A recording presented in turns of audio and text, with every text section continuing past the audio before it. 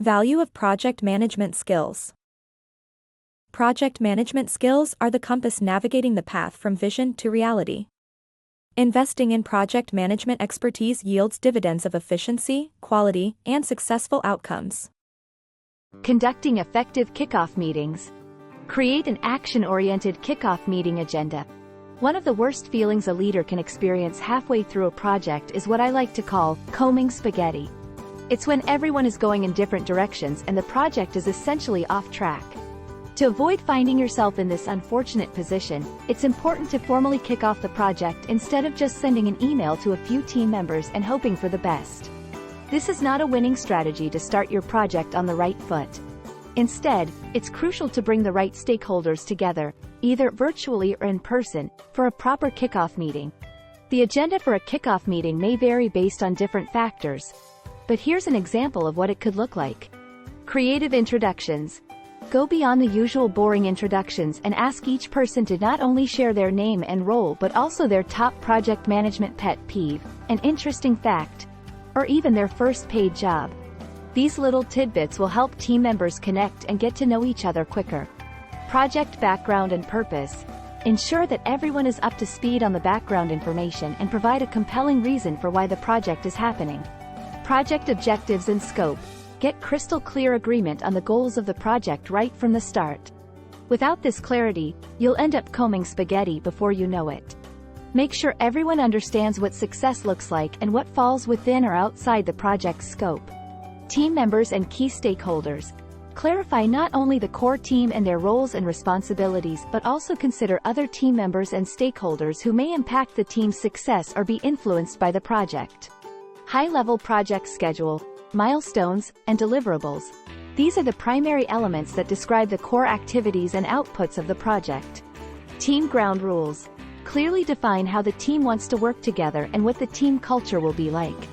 Communication plan. Proactively discuss and decide on the team's preferred communication methods, frequency, whether in person or virtual, and who should be included. Action items and next steps. Don't be one of those teams that only gets work done during a meeting. It's crucial to document action items in real time, including the tasks, owners, and due dates, to ensure that the work continues after the meeting. By following this approach, you can set your project on the right track and avoid the chaos of combing spaghetti. Incorporate relationship-building elements. One of the biggest mistakes a leader can make in a kickoff meeting is getting so caught up in tasks, schedules, milestones, and deliverables that they forget to prioritize people and relationships. Especially in today's virtual and hybrid work environments, the kickoff meeting is a great chance to start building connections that the team can use throughout the project. Let me give you a quick example. A few years ago, I led a strategy session for a client's team of around 50 people. After a long day of strategizing, one team member who was based outside the US came up to me and thanked me for running the session. He said it was totally worth his long trip to be there. I was curious, so I asked him what parts of the session had the biggest impact. Was it the strategic planning, policy discussions, or program reviews? He laughed and said, "No, none of that stuff."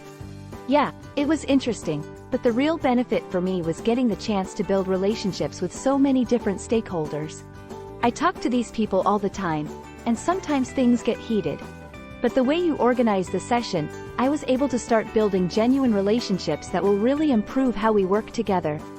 So, here are a few suggestions for encouraging relationship building during your kickoff meeting. First, include some quick icebreakers that help participants find common ground. I love using something I call relationship bingo. I gather a fun fact about each person and create a bingo card with these facts in each square. Participants then try to chat with others throughout the day and figure out who matches each fact. When they find a match, they get that person's signature on the corresponding square. The first person to get all boxes signed wins a prize. Another strategy I usually use is mixing up the seating at least twice during the day. Yes, people might grumble a bit, but in the end, they appreciate getting to know different folks. Lastly, instead of discussing everything as a whole group, try breaking into smaller subgroups or virtual breakout rooms. Let team members work together on specific parts of the project schedule, brainstorming potential risks, or writing an objective statement. Then they can present their findings to the larger group. Just remember, the kickoff meeting is a valuable opportunity to start building that crucial team bonding.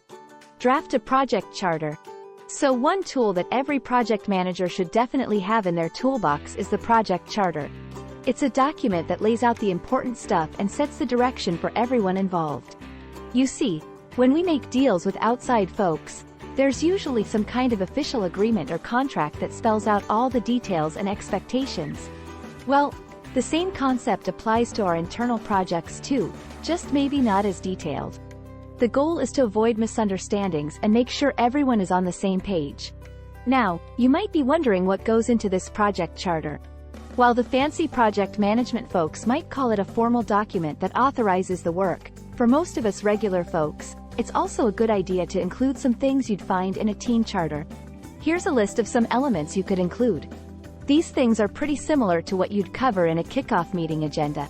The project sponsor, who's usually the bigwig funding the project. The project team members and what they're responsible for. The project name and what we're trying to achieve. The important people who have a stake in the project. The key expectations and limitations, like time, cost, quality, and scope. What's in and what's out of the project's scope. The potential risks we need to watch out for. How we'll define success for the project. The ground rules for the team to follow. And finally, getting everyone to sign off on it. Yeah, I know, it might not seem important for internal projects, but trust me, it's a big deal. Now, here's why getting those signatures is so crucial. When the whole team knows they'll have to sign the charter, they're more invested in the process. They pay attention, ask questions, and really get involved. And that's exactly what you want, right? If someone on your team doesn't have the time or resources to contribute fully, wouldn't you rather know that from the start? Making sure everyone signs the document helps hold them accountable. Actually, I've had a couple of people in my classes who had one person refuse to sign the charter, and guess what? That person turned out to be a huge problem for the entire project. So, rushing into projects without discussing and agreeing on the project charter beforehand can end up costing you big time. Don't make that mistake. So, there you have it. The project charter is a seriously handy tool for any leader. It keeps everyone on track and sets the stage for success. Co-create a project task outline and schedule. While kickoff meetings usually focus on the big picture aspects of a project, it's also important to dive into the nitty-gritty details so that everyone is on the same page about the work that needs to be done. Now, we don't want to get too caught up in the weeds or overwhelm ourselves with specifics, but it's super helpful if each person walks away with a good understanding of the project from start to finish. The real question is, how do we actually achieve that?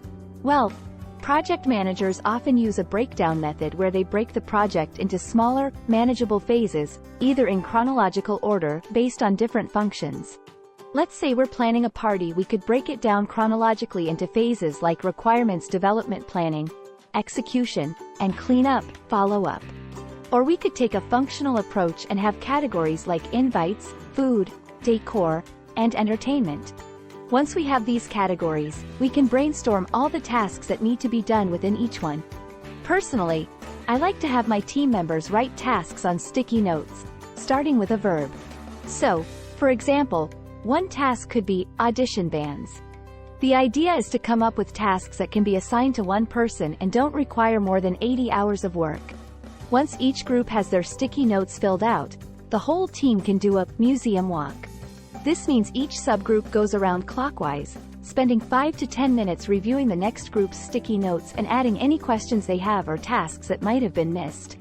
When everyone feels like they've listed all the tasks, it's time to work together to put them in chronological order along the wall.